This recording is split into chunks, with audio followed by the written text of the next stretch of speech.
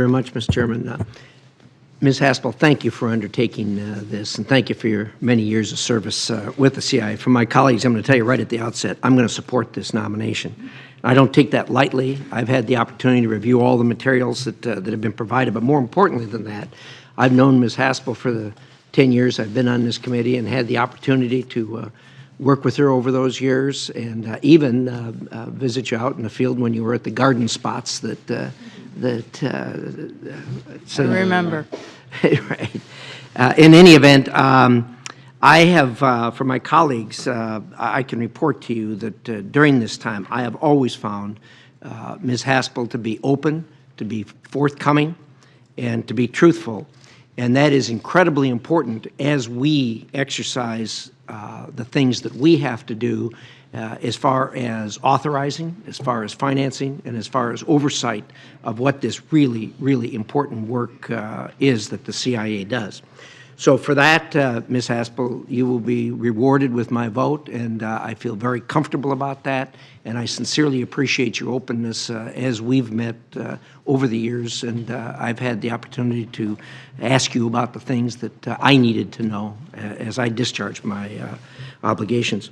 I'm also persuaded greatly by the former directors, both Republicans and Democrats, who are enthusiastically supporting your appointment to this. I think that is very important.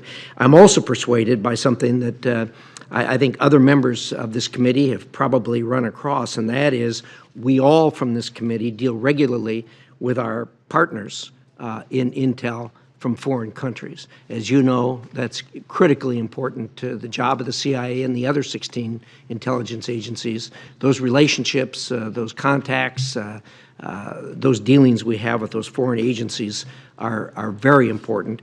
And I have to tell you that uniformly, people who I have discussed your taking on this job have been very enthusiastic about it, and they know you, they trust you, and the trust of this agency is so important when we deal with the Five Eyes or amongst the Five Eyes or with other intelligence partners, so thank you for that.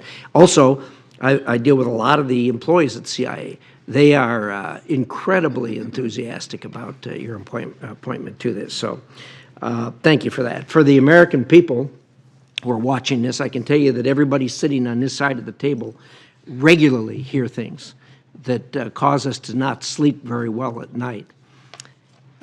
As the head of this agency, I can tell you, I will sleep better at night knowing you're directing these efforts. So thank you for that. Thank you for undertaking what you are undertaking. I know that you have thought about this carefully.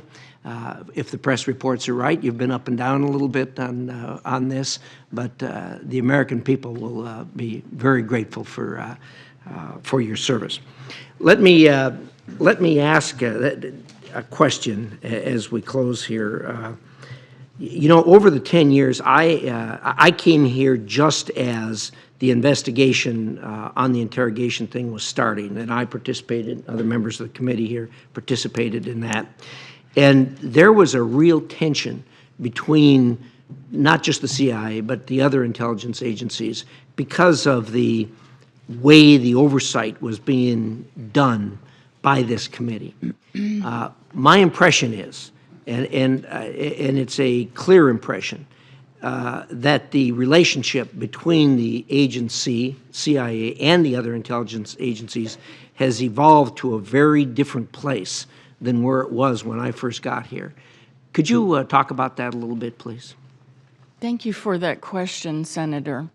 I think it's a very important question.